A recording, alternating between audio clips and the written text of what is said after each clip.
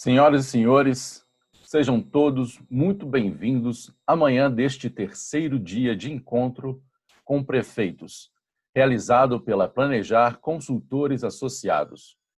O encontro de prefeitos eleitos se consolidou ao longo de suas 6 edições, quando, reunindo nossa equipe técnica e convidados, apresentamos aos mandatários municipais eleitos informações necessárias e relevantes sobre os diversos aspectos técnicos que permeiam o mandato.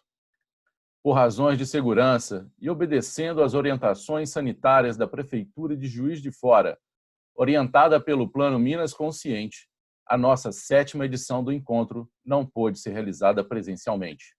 Porém, a Planejar Consultores Associados não mediu esforços para a organização deste evento na modalidade online, possibilitando que as informações consideradas por todos os prefeitos e prefeitas eleitos presentes nas edições anteriores como relevantes e necessárias ao bom desempenho da gestão municipal fossem aqui trazidas. Neste momento, conversaremos com os nossos convidados e consultores da Planejar Consultores Associados, os senhores Bruno Miranda, doutora Maria Aparecida Fontes Cal e Marcelo Loures, sobre a contabilidade e o controle social. Bruno Miranda é contador e administrador, pós-graduado em auditoria e contabilidade financeira, consultor em contabilidade aplicada ao setor público e gestão pública. Doutora Maria Aparecida Fontes Cal é advogada, professora e consultora jurídica em gestão pública. Marcelo Loures é contador, consultor em contabilidade aplicada ao setor público e gestão fiscal. Desejamos a todos um ótimo evento e, com a palavra, doutora Maria Aparecida Fontes Cal. Bom dia a todos que participam desse encontro na sua forma online, aos prefeitos eleitos, prefeitos novo em mandato recente, aos colegas, aos servidores, a Berg, o Bruno e o Marcelo, que vão dividir esse painel nessa manhã de hoje. A nossa fala ela envolve temas relevantes, principalmente nesse momento desafiador. São temas sobre controle social e transparência. É sabido que a gestão fiscal responsável, eficiente, ela se fundamenta nos 2 pilares denominados controle e transparência. Claro que também tem o planejamento, que é essencial. Vamos manifestar sobre a evolução da contabilidade pública, os aspectos quantitativos e qualitativos, os usuários e as informações contábeis, a sociedade e as informações também contábeis. É sabido que a nossa Constituição Federal, democraticamente, com base em princípios de descentralização e da participação popular, criou um mecanismo para que a sociedade possa exercer o seu papel, participando e controlando as ações do Estado, na busca do bem comum e do interesse da população. E aí vamos partir, então, peço licença para usar os slides para dar sequência à nossa explanação. O controle social. Vamos dizer que o controle social já está sendo exercido inicialmente através deste momento, agora recente, nas eleições municipais, que é a atividade que o cidadão exerce é no voto, ou seja, o poder ele emana do povo e seu nome será exercido. Então, o controle social já foi exercido agora nas eleições municipais. E o que envolve o controle social? Quando falamos de controle social, é um dos controles que existe. Nós temos o controle interno, que é o do próprio administração realiza, o controle externo exercido pelo Poder Legislativo, pelo Tribunal de Contas, pelo Ministério Público, e temos o controle social. Os 3 juntos interligam em prol sempre da gestão eficiente e em prol, como eu disse, do bem comum e do interesse público. O controle social é também denominado, portanto, controle popular. Ele possibilita ao cidadão o controle dos atos exercidos pela administração. Pode-se afirmar que o controle social constitui um verdadeiro poder-dever da sociedade. não só no que tange a defesa dos seus interesses individuais, mas principalmente no que visa a proteção dos interesses coletivos. Dessa maneira, o controle social pode ser conceituado como sendo o direito do cidadão de participar da administração pública. E ao longo dos anos, desde a Constituição Federal, da sua instituição como marco, percebemos o avanço nesse sentido através de inúmeras legislações que existe hoje no ordenamento jurídico. Então, o cidadão ele pode opinar sobre as suas prioridades, fiscalizar a utilização dos recursos públicos e questionar os atos, sim, quando necessário. É o fator que garante essa legitimidade, o controle social tem essa legitimidade conferida pelo Estado. É um indicador, sim, do desenvolvimento da democracia. Ele consolida as liberdades e os direitos sociais e torna como precursor do desenvolvimento social e também econômico. Portanto, podemos dizer que é dado ou garantido ao cidadão a possibilidade que ele seja exercido de forma plena. Percebemos muitas vezes que se discute muito sobre como se fazer essa participação da sociedade na gestão pública. Como viabilizar isso? Porque nós sabemos que não existe democracia sem controle.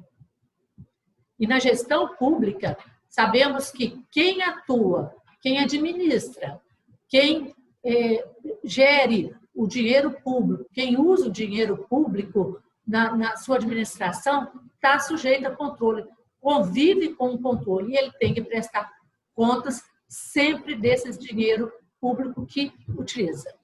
Vamos, então, enfatizar aqui algumas ferramentas do controle social.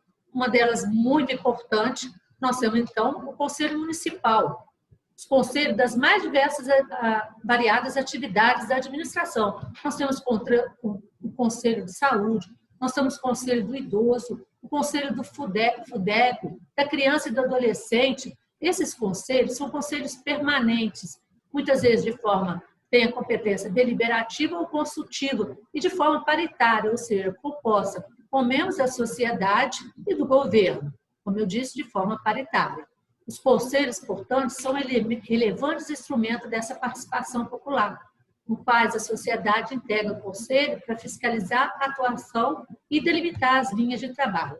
Sabemos que o prefeito eleito vai prestar contas da gestão de 2020 e, junto com a prestação de conta dele, o relatório do controle interno, ele também vai levar o parecer realizado pelo Conselho do FUNDEP. Então, é a participação demonstrativa aí do acompanhamento do controle social por meio dos conselhos municipais. Temos também um instrumento que é a audiência pública, outra ferramenta do Conselho do Controle Social, audiência pública. Ela é idealizada e requisitada via legislação.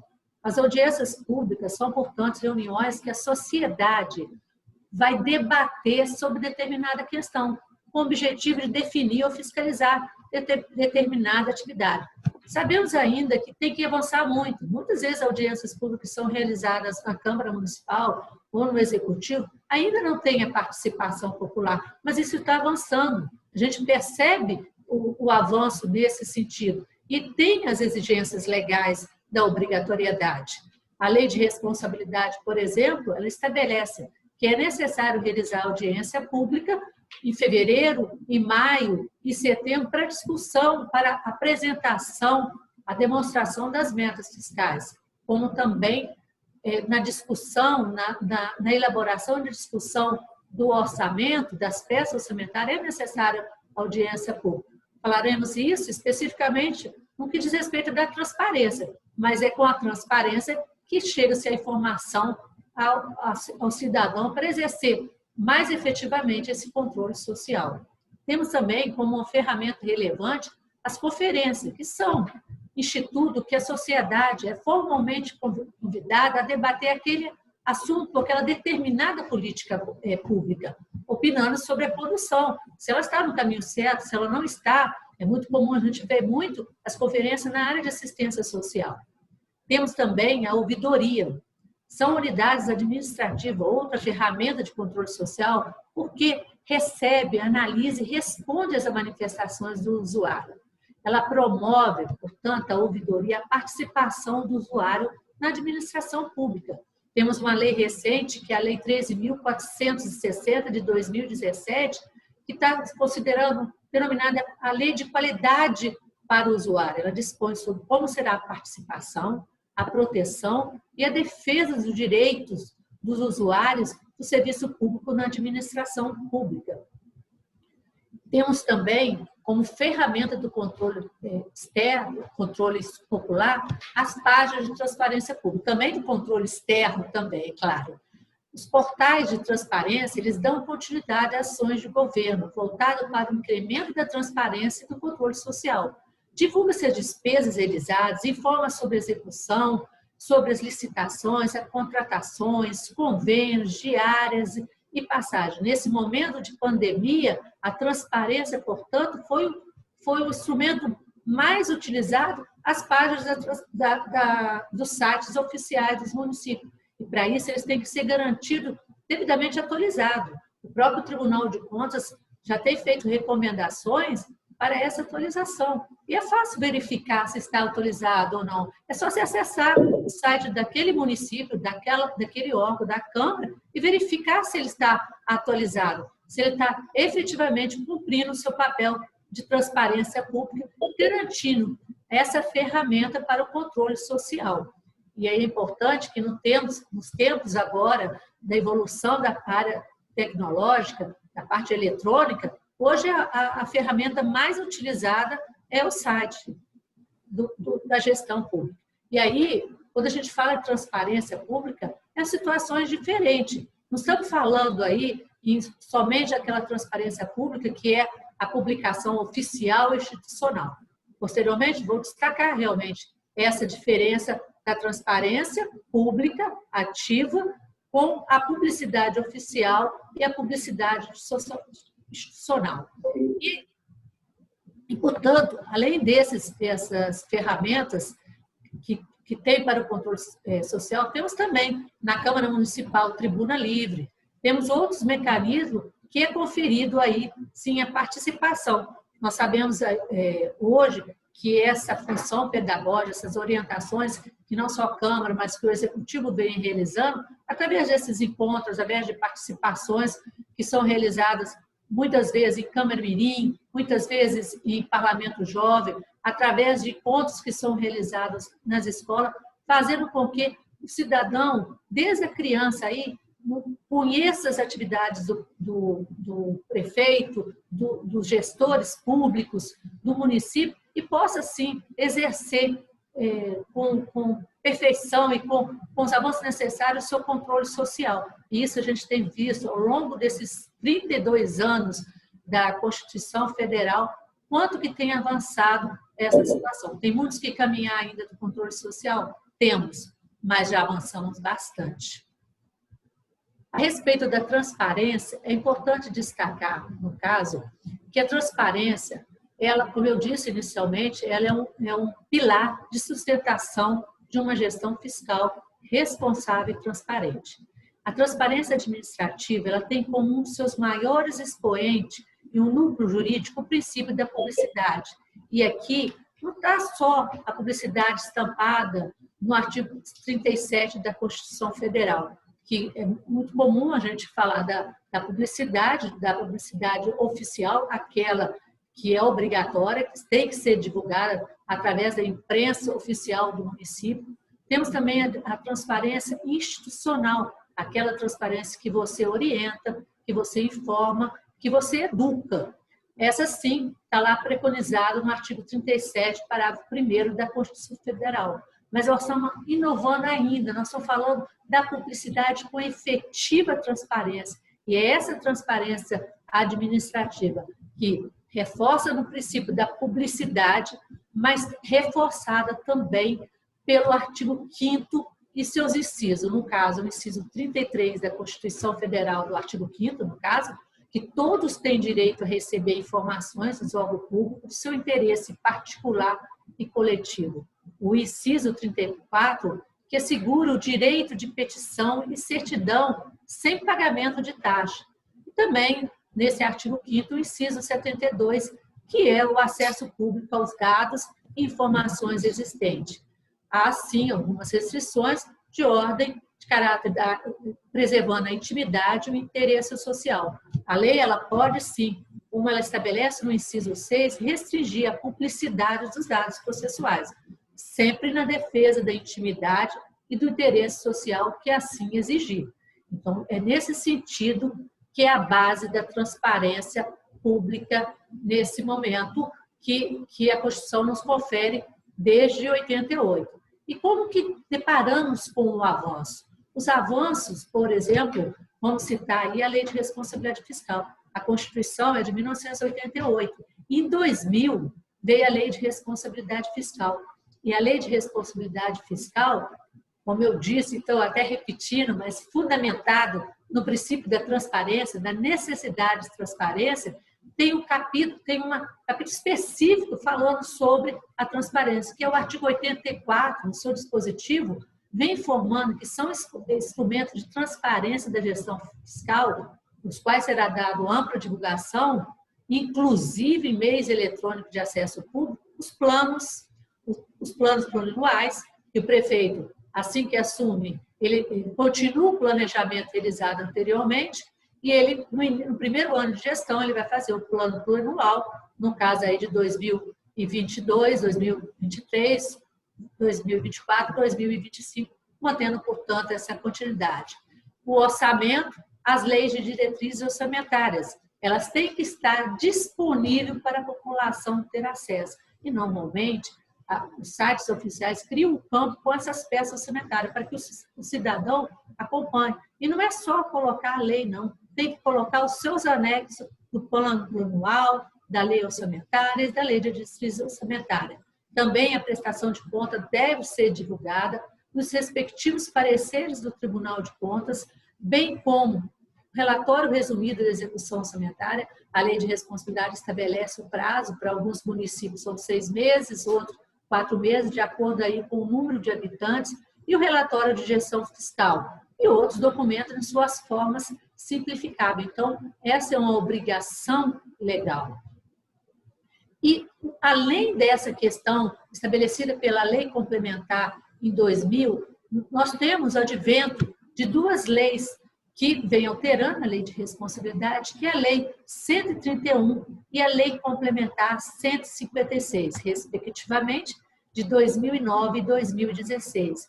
E ao alterar essa lei de alterar a Lei de Responsabilidade, obriga que todos os entes tenham que disponibilize informações pormenorizadas e em tempo real de todos os atos praticados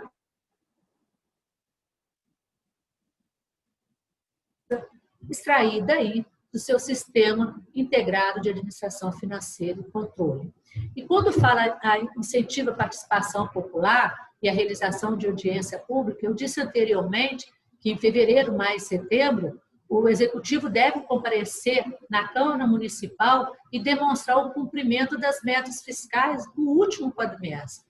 Então, agora, em fevereiro de 2021, deve ser realizada a audiência pública, onde o prefeito vai demonstrar o último quadrimestre desse exercício financeiro, no caso, respectivo da gestão anterior, e assim sucessivamente de maio e setembro, bem como na elaboração e discussão. Além da Lei de Responsabilidade Fiscal, falar que é necessária a audiência pública, uma lei federal que dispõe sobre o Estatuto da Cidade, ela diz que não pode ser aprovado pela Câmara Municipal, o PPA, a LDO e o orçamento sem a realização de uma audiência pública. Então, como eu disse anteriormente, a transparência é um conceito muito maior que a simples publicidade dos atos. Ela tem que ser relevante, confiável e compreensível para o público geral. Esse é o desafio constante, colocar as informações no site, garantir a transparência de forma clara e de fácil compreensão para a população, para que possa, sim, aí exercer o seu controle social. Então, essa informação a ser disponibilizada faz com que o cidadão, no seu controle social, tome conhecimento de como funciona o poder público. Permite que ele participe, sim, da administração pública, de forma que ele vai saber o que está sendo feito com os impostos, as taxas cobradas, se estão sendo melhores aplicadas em setores como da educação, saúde, moradia, entre outros. Então, vale lembrar que o tempo real é o primeiro dia útil seguinte. E, inclusive, o Tribunal de Contas vem alertando os órgãos públicos a respeito da devida atualização dessas informações. E, continuando nesse avanço que veio já com o marco inicial da Constituição, com a Lei de Responsabilidade Fiscal, temos a Lei de Acesso à Informação. A Lei de Acesso à Informação, portanto, ela é de 2011 e ela foi criada assegurando esse direito fundamental de acesso à informação, permitindo aí que haja um monitoramento e o controle por parte da população, mas que os agentes públicos mantenham de forma, como eu disse anteriormente, atualizada. Ela assegura, portanto, o direito fundamental de acesso à informação, facilitando, nesse caso, o monitoramento e o controle dos atos administrativos. E aí, quais os motivos que deve se dar abertura de dados? Hoje, o Tribunal de Contas da União, em diferentes momentos, veio orientando que tem 5 motivos para que haja abertura dos dados. E quando eu disse inicialmente da publicidade institucional, oficial, transparência, essa abertura de dados está se utilizando como uma boa prática para todos. Porque a Lei de Acesso à Informação, ela fala que os municípios que têm menos de 10 mil habitantes não precisa colocar no site algumas informações.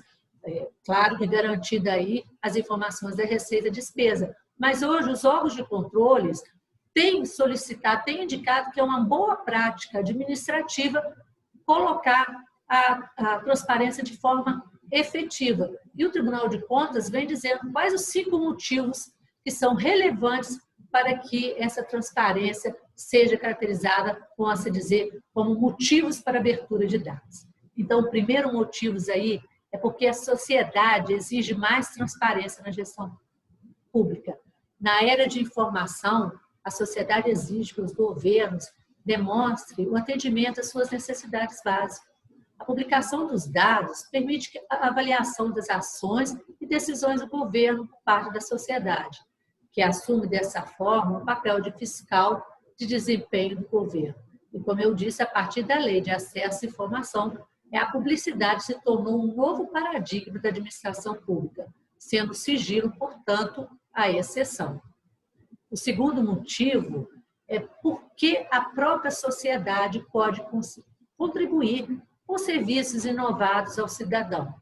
Aquele que disponibiliza, o gestor que disponibiliza os dados de forma aberta, ele chama a sociedade a participar da sua gestão pública. Ele torna-se um governante inovador. E inovação é mudar agregando valor. O que é mais valor do que a participação popular? A participação popular na gestão, portanto, possibilita a coparticipação de outras instituições, até mesmo privada, a fim de gerar novos conhecimentos e novos serviços. E por que o terceiro motivo? Porque ajuda a aprimorar a qualidade dos dados governamentais. A abertura dos dados é uma forma mais acessível de fiscalização e, consequentemente, melhora as informações. O gestor, em caso de suspeita de inconsistência de informações, deve sanar o problema. A partir dos dados disponibilizados, a própria sociedade pode apontar os erros e as devidas correções, melhorando assim ainda mais essa transparência, essa relação com o cidadão. E o quarto motivo também é para facilitar os novos negócios. Com os dados governamentais abertos, empresas privadas podem utilizar para gerar produtos e serviços inovadores. Dessa forma, mediante a criação de novos negócios e a geração de novos empregos, a administração pública recebe um retorno positivo em sua receita através do recolhimento do tributo.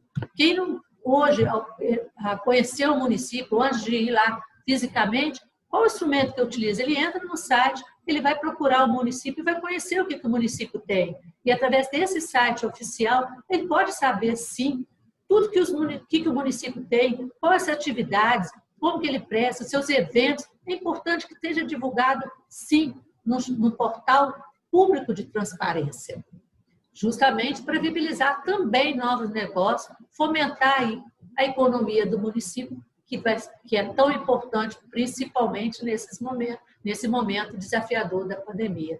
E o quinto motivo, porque é obrigatório por lei. A transparência e a participação social na gestão pública são abrangidos tanto por questões da Constituição Federal, mas por diplomas legais quanto infralegais. Para a lei de acesso à informação, a transparência é um dever a ser cumprido. Em seu texto é determinado que as informações de interesse coletivo ou geral sejam produzidas, sim, por órgãos e entidades públicas e deve ser obrigatoriamente divulgado em sítios oficiais na internet. É o que denominamos transparência ativa.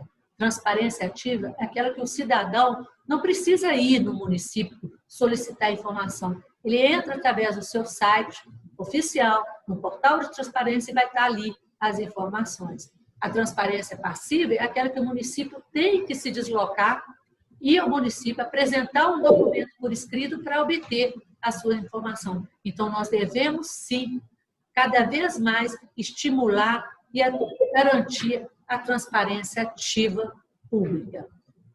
Nesse caso, eu fico até empolgada quando falo desse assunto, por saber quanto que é importante. Eu tenho mais de 25 anos que eu trabalho na administração pública e vejo esse avanço hoje com a transparência. Como que isso facilita a participação popular e nos tranquiliza na apresentação do nosso trabalho, o trabalho do gestor público, o trabalho do servidor público, o trabalho das empresas que vão ajudar os municípios, que vão ajudar o gestor público na consecução correta do dinheiro público, no trato da coisa pública. Bruno, Marcelo, acho que eu já até me estendi um pouco mais, mas eu gostaria que vocês tenham alguma coisa a acrescentar, porque sabemos que a fonte de informação para os controles, tanto interno como os controles externos, e principalmente o controle social, é a contabilidade pública. Temos sim, Cida. É até muito interessante essa tela aí sobre os 5 motivos, que mostra muito a importância nossa como contadores, né? Hoje nós avançamos muito nessa questão de transparência. A administração pública ela está sendo cobrada constantemente pelo Ministério Público e pelo Tribunal de Contas, mas muitas vezes se esquecem que essas cobranças são em prol da sociedade e que elas precisam evoluir com essas questões. Pelos motivos que você acabou de falar aí, sobre esses 5 motivos, eles são extremamente importantes para que a gente possa evoluir nesse trabalho de transparência. Então, é muito bom essa tela aí que você colocou, né, nesse trabalho nosso aqui. Perfeito, Bruno. Perfeito, Cida. Bom dia aos atuais e futuros funcionários públicos, servidores do município, gestores, desejando vocês aí sucesso já de antemão nesse caminho que vocês têm a percorrer de grandes desafios. Nós estamos presenciando uma grande demonstração da importância do controle social e da efetiva transparência. Como, por exemplo, essa pandemia, conhecida por todos, temida por muitos, e que vem aí afetando o mundo inteiro, apesar de todos os males que a gente conhece, ela está tendo um papel muito importante, dando uma contribuição muito importante para essa demonstração da importância do controle social. Por exemplo, nós podemos observar que para os municípios, através das suas secretarias de saúde, de assistência social, para que eles possam utilizar os recursos recebidos aí para combate à Covid, recursos oriundos principalmente do Fundo Nacional de Saúde e eles devem, antes de utilizar esse recurso, elaborar um plano de aplicação e esse plano de aplicação deve ser aprovado pelos conselhos municipais. ainda determina que, depois de utilizado esse recurso, essas despesas devem ser novamente aprovadas por esse Conselho. Aí uma grande demonstração da importância do controle social nesse processo de combate ao Covid. Ainda sobre o Covid, sobre as audiências públicas, como a doutora Cida bem disse, prevista pela legislação, o Tribunal de Contas de Minas Gerais ele reconheceu que, apesar de ela ter que existir, claro, está lá determinado pela legislação, mas ele reconhece que, nesse momento, dada a importância que tem as audiências públicas, elas podem, inclusive, ser realizadas de forma virtual. Mais uma vez, reforçando aí a importância da participação popular nesse processo. Ainda, legislação específica, aí, como a doutora Cida falou e vale a pena frisar, determinou que seja disponibilizado no site oficial dos municípios todas as receitas e despesas relacionadas ao Covid. Vale lembrar aí que o Tribunal de Contas e o Ministério Público estão fiscalizando de forma rigorosa não só a aplicação dos recursos, como também a publicidade dessas receitas e despesas. E nesse nicho aí de fiscalização, a gente recomenda que os controles internos devem também seguir na mesma linha, acompanhar, fiscalizar e ajudar aos gestores municipais na melhor forma de utilização desses recursos. Daí, nós vemos a importância da contabilidade, vamos falar um pouquinho da importância da contabilidade para auxiliar o controle social.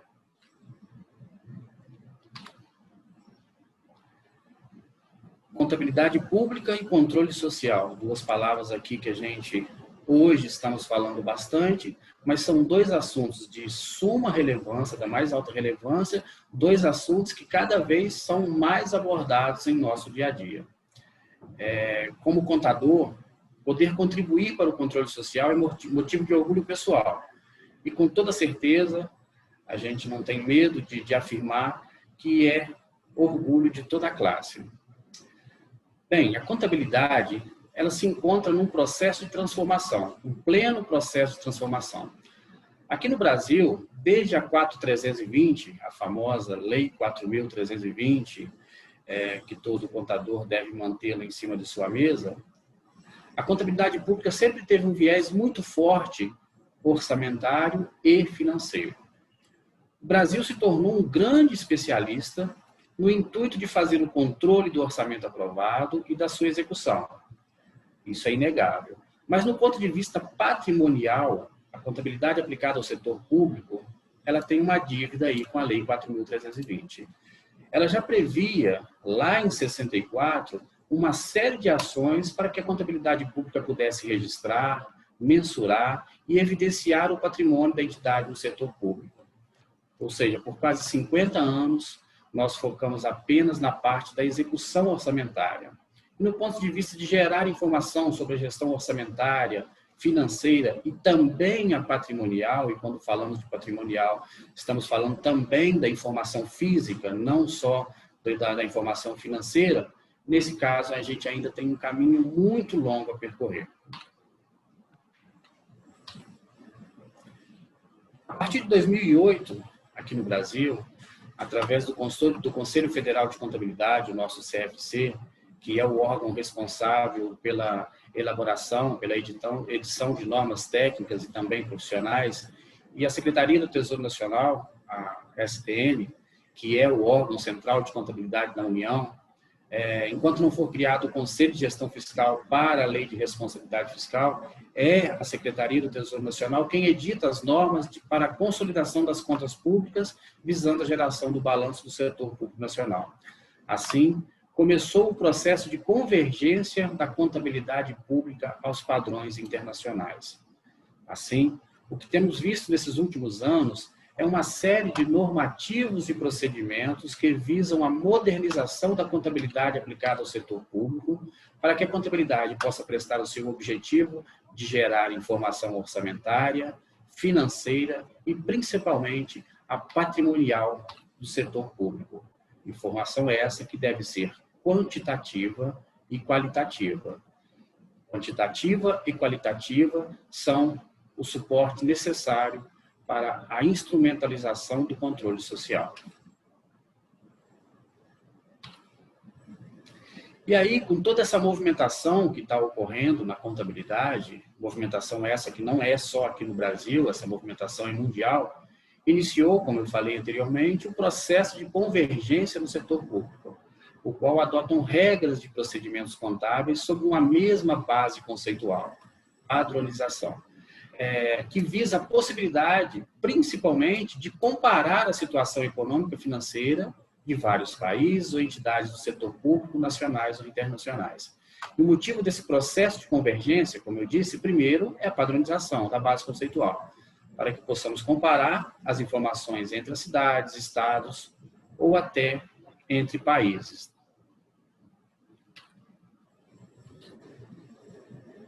Perfeito, Marcelo. Agora, para que a gente possa aí comparar, é preciso que tenha um tratamento adequado e padronizado. E aí eu falo para você que não é apenas na saída dessas informações, tá? Mas também é nas entradas dessas informações. Até então, a Lei 4.320, ela tratou a questão de entrada num âmbito geral, não aprofundando sobre esse assunto, falando apenas ali dos conceitos e das etapas de receita e de despesa, tá? Já na saída, ela até define quais são os balanços e as demonstrações contábeis, que é o caso aí do que a gente conhece, do balanço patrimonial, o orçamentário, o financeiro, as demonstrações das variações patrimoniais, mas na hora do ponto de vista de padronizar, de ter uma mesma base conceitual aí, existiu uma grande lacuna, tá? Observa aí que até então nós não tínhamos um plano de contas únicos, né, para a administração pública. Se a gente olhar aí, né, antes de 2012, né, a realidade que nós vivíamos era que cada ente tinha o seu próprio plano de contas, tá? O máximo de padrão que existia nesse momento era do Estado. Assim mesmo, né, eram poucas as informações que eram padronizadas. E para que conhecer essa contabilidade do Estado, né, antes da vinda do SICOM, a gente tem que lembrar que era até difícil a interpretação de muitas dessas informações, tá? E aí, como eu poderia fazer aí uma comparabilidade ou uma consolidação dessas informações públicas, informações essas que eu retiro na saída das informações, tá? Nas demonstrações contábeis, se lá na entrada dessas informações nós não tivemos esse mesmo tratamento. E se essas prefeituras utilizam um plano de contas diferente, se os critérios dos registros contábeis, o reconhecimento, o critério da mensuração não são os mesmos, como é que eu poderia estar fazendo aí uma comparabilidade? Como eu posso falar em transparência dessas informações, muito bem falado aí pela Cida, se na minha contabilidade, na minha entrada, não existia uma padronização, não existia uma mesma base conceitual, né? E aí, diante dessa realidade, que começa esse movimento mundial, né? De criarmos normas para poder tratar na entrada uma mesma base conceitual. E depois, né, a gente vem tratando o quê? Da saída, para também criar uma padronização nas demonstrações contábeis. E aí, sim, com a entrada e a saída padronizada, nós começamos a ter o quê? A possibilidade de fazer uma análise, de comparar, de poder trabalhar com a transparência e de poder entrar no controle social e na responsabilização, tá? E aí, assim, nós começamos a modernizar a contabilidade no setor público para que, além da informação orçamentária, pudéssemos também avançar principalmente na questão da gestão patrimonial, tá? E para que as informações orçamentárias, financeiras e não financeiras, elas se tornassem aí úteis aos usuários e que possam dar aí o suporte ao cumprimento dos objetivos da informação contábil, tá? Foram incluídas as características tanto quantitativas como as qualitativas, tá? E aí, pessoal, primeiro temos que lembrar que características quantitativas são diferentes de qualitativas, né? As características quantitativas, elas estão ligadas a valor, enquanto as qualitativas são referentes à qualidade dessas informações. Perfeito. Sobre as informações quantitativas, no próprio fluxo orçamentário e financeiro, como a gente conhece, partindo lá pelo processo licitatório, pela escolha do fornecedor, o contrato, o empenho, a liquidação e, por fim, o pagamento, o próprio fluxo, o fluxo por si só, já garante que o valor dessa despesa executada ou da receita realizada reflita a realidade do seu valor de mercado. Até aí, tudo bem. Mas quando falamos de ativos e passivos, ou seja, dos itens que compõem o nosso balanço patrimonial, aí a tendência é ter uma grande defasagem. No ativo, por exemplo, quando a gente olha o nosso estoque de materiais não almoxarifados, nossos bens móveis e imóveis, temos que fazer algumas perguntas. Será que os valores que estão registrados lá refletem adequadamente o valor desses bens? Ou será que esses bens estão lá registrados ainda pelo seu valor de aquisição, que pode ter ocorrido aí ao longo de 5, 10 ou 20 anos atrás, que nesse tempo, vamos considerar que tivemos um processo inflacionário. Será que está ocorrendo aí a depreciação desses bens, ou seja, considerado desgaste pelo seu uso? Será que na contabilidade todos os bens estão contabilizados?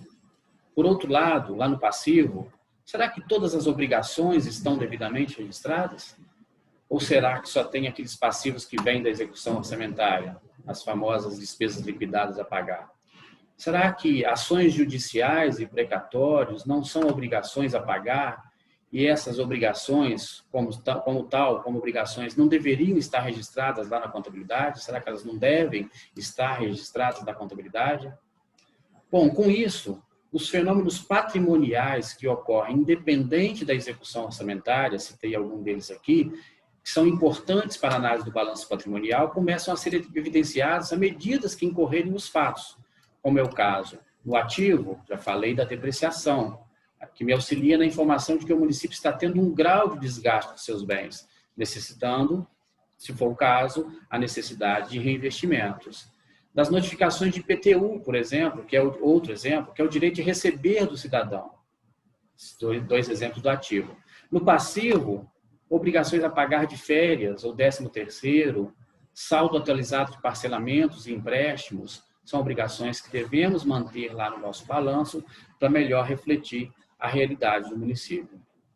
O registro dessas informações, refletindo, como eu disse, a realidade do município, ou melhor, a realidade do município, ela permite que o governante possa deixar mais transparente o potencial de prestação de serviço que o ente público tem a oferecer à sociedade.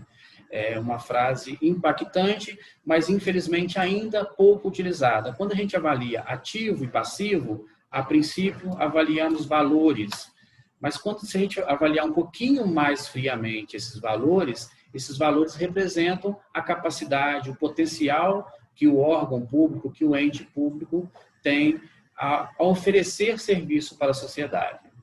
E muito desses ativos que eram executados no orçamento, que geravam bens, nós não incorporávamos na nossa contabilidade. Por exemplo, aí, Marcelo, as pontes construídas, as estradas, a rede de esgoto, né, que são investimentos realizados pela administração pública. Todos esses gastos consumiam o orçamento, entrava no nosso fluxo de empenho, na liquidação e pagamento, como você até disse aí anteriormente. São valores substanciais, é despesa de capital, é investimento. Eu estou aumentando a minha capacidade de governo, eu estou gerando potencial de serviço com esses bens de infraestrutura, quer dizer, é um ativo, né? Mas nada disso era incorporado no nosso patrimônio. A gente ficava apenas como uma despesa. Então, nós temos ainda muito que avançar na contabilidade patrimonial nesse sentido. E aí vem o plano de implantação dos procedimentos contábeis, né, que é de 2015, e esse daí veio para quê? Para estabelecer prazos, limites, visando aí o quê? A consolidação das contas públicas. E aí nós devemos avançar nesse quesito. Então, o nosso grande desafio a partir de 2021, né, os municípios com até 50 mil habitantes, eles terão que quê? Eles terão que reconhecer, mensurar e evidenciar os bens móveis e imóveis, tá? E a partir de 2024, devem ser incluídos também nesse percurso os bens de infraestrutura e os bens de patrimônio cultural, tá? Então, esse plano de implantação vai ser um novo desafio que nós teremos aí a partir desse próximo mandato, tá? E esse processo de convergência, ele veio para ocupar aí um espaço de padronização, que além da questão de gerenciar o patrimônio e a parte quantitativa, né, as bases conceituais trazem as regras também para que se tornem as informações mais compreensíveis através das características qualitativas, tá?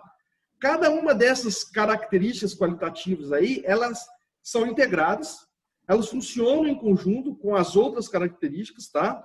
De modo a fornecer informações úteis nos chamados relatórios contábeis de propósitos gerenciais, para que possamos aí cumprir com os objetivos da informação contábil, que é o quê? Que é fornecer as informações úteis aos usuários para prestação de contas e responsabilização, a gente chama aí de accountability, né? E também no auxílio aí da tomada de decisão. Então, na prática, sabemos que talvez não seja possível alcançar todas essas características qualitativas. E aí, nesse caso, um equilíbrio ou compensação entre uma delas poderá ser aí necessário. Também temos que lembrar sobre as questões das notas explicativas, que nos auxiliam na qualidade dessas informações. Então, a gente ainda tem mais essa ferramenta para nos auxiliar na parte de contábil, né? E conhecer um pouquinho de cada uma dessas características qualitativas que nós temos aí, a relevância e a representação fidedigna, elas são conhecidas como as características fundamentais. As demais, elas são conhecidas como características de melhoria, tá? Falando sobre elas um pouquinho, relevância. As informações, elas vão ser sempre relevantes quando elas são capazes de quê? De influenciar significativamente em uma prestação de contas ou numa tomada de decisão. Quando a gente fala representação fidedigna, ela é alcançada quando essa informação ela é completa, quando ela é neutra e livre de erro. Sabemos aí que dificilmente teremos 100% dessa informação fidedigna, tá? Porém, temos que trazer o melhor da qualidade possível dessas informações. Exemplos aí a gente pode dar com os itens mobilizados, né, que devem ter suas informações completas, como, por exemplo, questões de marca, questão de qualidade do bem, né? Informações essas que elas podem afetar no quê? Nas decisões futuras de uma eventual compra desse bem ou de uso para uma prestação de serviço, né? Por quê? Porque eu preciso ter essas informações para poder identificar se eu posso prestar serviço à sociedade com aquele mobilizado que eu tenho em poder. Então, isso é importante que a gente tenha o mais detalhado possível a informação, né? E aqui, quando eu falei para vocês que ela precisa ser completa, neutra e livre, a gente tem que destacar essa palavra chamada a palavra neutra. Pois o que acontece?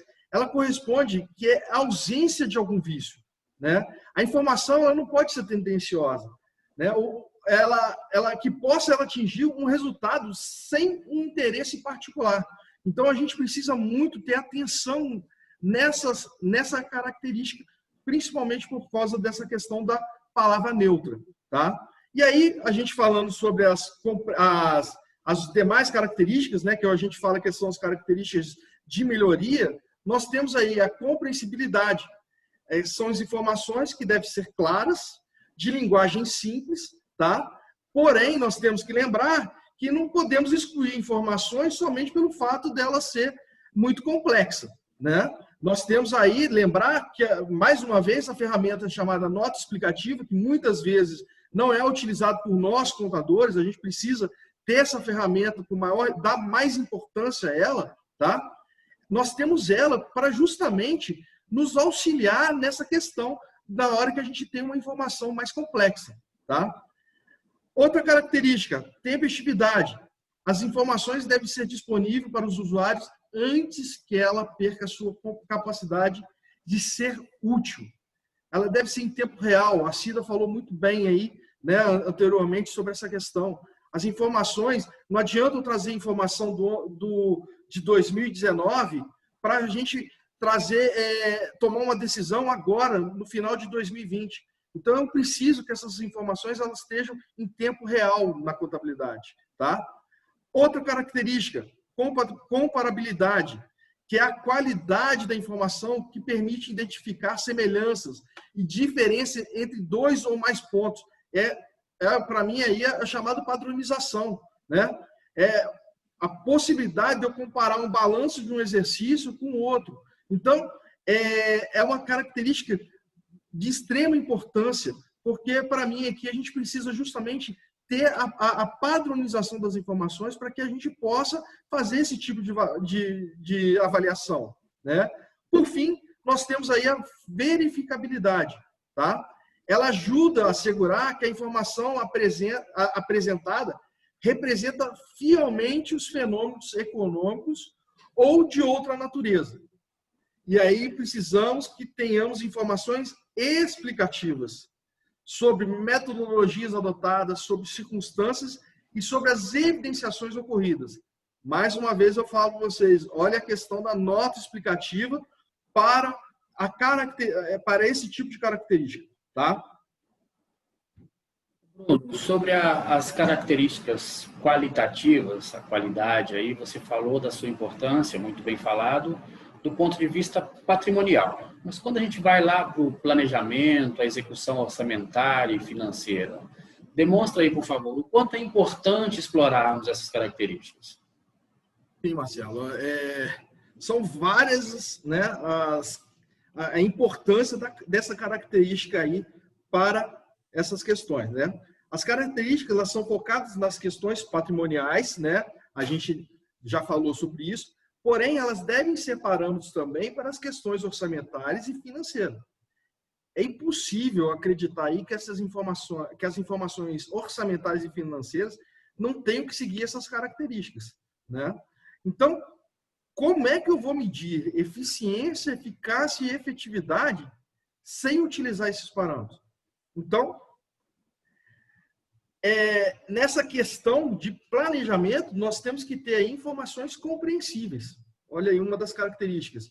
Para que a sociedade ela possa o quê? Saber quais são as diretrizes, os objetivos e as metas do governo. Como é que nós vamos criar metas a serem alcançadas se essas informações não forem claras e tempestivas? Né? Não podemos pensar em criar um objetivo e meta sem que as informações e os indicadores sejam atualizados. Não dá para que eu utilizar aqui, né, informações lá de 2009, lá de 2004, para se usar como parâmetro para algum objetivo, alguma meta para os próximos 4 anos nossos. Né? Então, nós precisamos o quê? Padronizar essas informações para que possamos aí sim comparar em um espaço de tempo se nós avançamos ou não na qualidade das informações e na questão da qualidade de planejamento nosso. Tá? E se formos aí para a questão da execução e da parte financeira, as receitas elas devem conter a origem do recurso e sua finalidade. Tá? Nas despesas, as questões de controle de fonte de recurso. E hoje nós temos aí que lembrar do momento que nós estamos passando. Você falou aqui antes, né, sobre a questão aí da pandemia, né, que nós estamos tendo aí. Nós precisamos ser mais transparente possível sobre essa questão. E quando dizemos aí de transparente, é dizer em ter históricos detalhados, né, históricos detalhados no empenho, de fácil compreensão, fidedigno e com informações relevantes. O Tribunal de Contas aí, há um tempo atrás, né? Não, um tempo atrás não, né? Uns 2 meses aí, né? Ele está fazendo análise nas despesas referentes à Covid, né? Nós aí passamos aí por esse momento, né? Dessas análises e informou aos municípios que quando os empenhos substituem os contratos, aí a doutora Cida está aqui para falar até melhor do que eu sobre isso, as condições de pagamento, a sanção pela não entrega da mercadoria, e aí essas informações elas deveriam estar contidas aonde? Lá no empenho. Então, é importante que a gente deixe o mais detalhado possível essas informações, com a melhor qualidade possível e com clareza para que as pessoas tenham conhecimento do que está ocorrendo. E aí, nesse momento de tantas incertezas, onde nós não sabemos como serão as futuras prestações de contas, ou até as fiscalizações, nós precisamos muito de ter esse bom senso, de alimentar essas informações com o maior cuidado possível, Marcelo. Além de que, sobre aqueles motivos que a Cida coloca, né, a sociedade ela merece ser informada sobre tudo que está ocorrendo nesse período de pandemia. Então, é nesse sentido que a gente vê a importância das características qualitativas, tá? Quem são os usuários das informações contábeis? Fala para a gente aí. Bom, os usuários das informações contábeis, os principais usuários são os gestores, os investidores, os credores por empréstimos, tá? E os outros credores existentes e potenciais. E aí a gente inclui aí quem? Os nossos fornecedores, tá? Porém, a estrutura conceitual define a sociedade como a usuária principal dessa informação, tá? E aí, Marcelo, vou passar agora para você aí o seguinte: para que o usuário pode utilizar essas informações contábeis apresentadas aí? Ele pode utilizar para diversas finalidades, vamos destacar algumas, não daria para destacar todas. Mas ele pode, por exemplo, avaliar o desempenho da entidade durante o exercício, como, por exemplo, se esse desempenho foi capaz de satisfazer a sua prestação de serviços e os outros objetivos operacionais e financeiros. Ele pode utilizar para administrar os recursos pelos quais é responsável e também verificar se está em conformidade com a legislação, com as regras orçamentárias ou com os pronunciamentos de outros órgãos ou entidades que regulamenta a captação e a utilização dos recursos. Voltando na pandemia, existe pronunciamento de outros órgãos de esferas superiores ao município que edita, que regulamenta a utilização dos recursos. Então, os usuários devem verificar se a utilização está de acordo com essas normas, com essas regras, com esses pronunciamentos.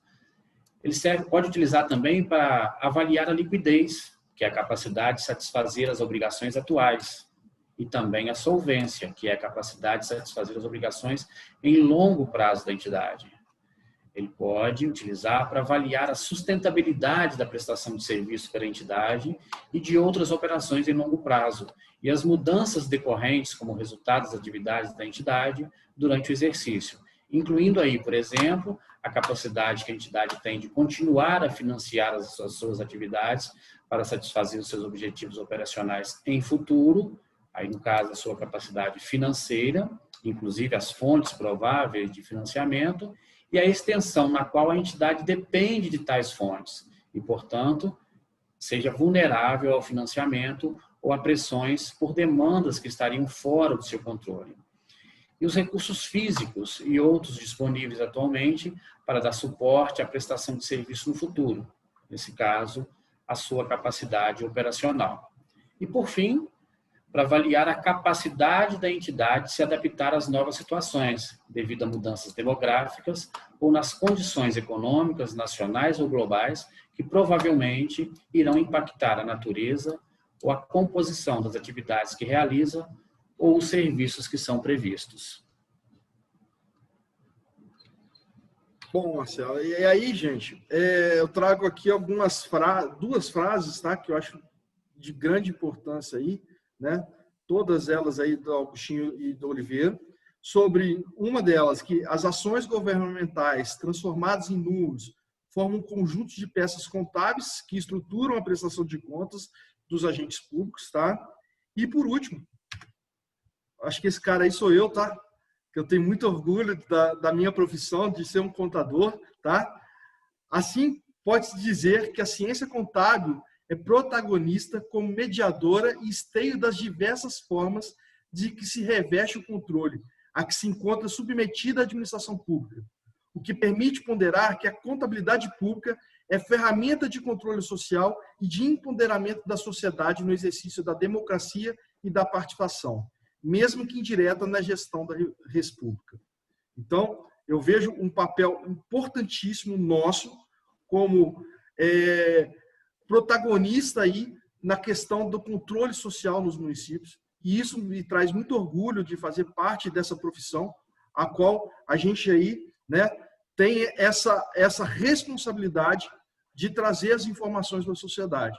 Então, é extremamente importante que nós, contadores, possa valorizar mais ainda a nossa profissão, porque ela é extremamente importante para a sociedade, tá? Bom,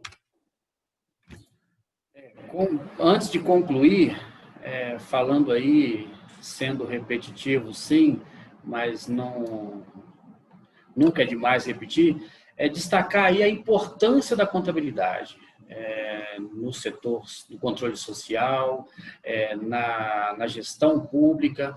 A contabilidade, ela está presente, inegável, em todas as etapas da administração pública, desde o planejamento até o controle. Então, a contabilidade está presente no planejamento de forma sempre ativa, ainda que ela não faça diretamente o planejamento, ela é detentora de muitas informações, então ela disponibiliza ali informações importantes e muito necessárias para que haja um bom planejamento. Na execução, aí ela participa mais do que nunca, ela é importante mais do que nunca, porque ela legalmente é a responsável por registrar toda a execução orçamentária, sempre executando, obedecendo todos aqueles conceitos, aqueles valores que o Bruno especificou, registrar sempre de forma fidedigna, sempre de forma completa, um simples, entre aspas, histórico do empenho. Ele não é tão simples assim, ele precisa ser esclarecedor, aqueles empenhos genéricos, aquele copia e cola deve ser feito com muita atenção, porque o empenho precisa, o histórico precisa, de fato, esclarecer para que foi aquela despesa. E lá na ponta, também a importância da contabilidade, lá no controle, ela é também, legalmente, o órgão responsável, ou talvez o órgão mais responsável, por elaborar uma série de relatórios e demonstrativos regulamentados pela legislação, relatórios esses que irão para publicação, possibilitando aí que o controle social faça a devida avaliação das atividades do governo. Assim, pessoal, nós destacamos que os profissionais da contabilidade, claro, bem como os demais servidores públicos, gestores, eles são peças essenciais para melhorar a eficiência da administração pública. Eles devem sempre exercer suas funções com ética e responsabilidade, possibilitando com que cada vez mais a sociedade possa participar e, como a doutora Cida bem disse, interferir, sim, de forma positiva na gestão pública. Quando eu pedi para vocês acrescentaram muito bem, porque realmente a importância da contabilidade para os controles, seja controle social, interno e externo, foi muito bem demonstrado por vocês. E o orgulho também, né? Deixou bem claro e entendo perfeitamente esse orgulho, como eu tenho orgulho da minha profissão, do trabalho que vem se realizando hoje na administração pública, e posso dizer, como você fez aí esse elo, o cidadão ele precisa sentir parte do controle social. Ele precisa participar da solução e do problema. Tomara que logo a gente perceba mais esses avanços, que essa partilha de poder seja dividida com o cidadão E destacar aqui que nós temos um calendário de obrigações já para o início de janeiro de 2021, estabelecendo não só nessas regras de transparência, nessas regras específicas da contabilidade, mas também da prestação de conta do Tribunal de Contas, que de forma ocorre mensal, de forma concomitante, realizado pelo nosso Tribunal de Contas de Minas Gerais. E aí eu queria terminar aqui com a frase de Haroldo Dutra Dias, quando ele diz: onde se sabe a direção e o sentido, há sempre ventos favoráveis. E aí eu desejo para todos os gestores, para todos os servidores, para todos aqueles que atuam na gestão pública, que tenha ventos favoráveis para o próximo mandato. Muito obrigada pela participação e estamos aí à disposição para os esclarecimentos que, porventura, se façam necessários. Perfeito, Cida. E os servidores, os gestores aí são peças fundamentais para essa democracia, né, Cida? Então, também deixo aqui as minhas boas-vindas e sucesso a todos para essa nova gestão.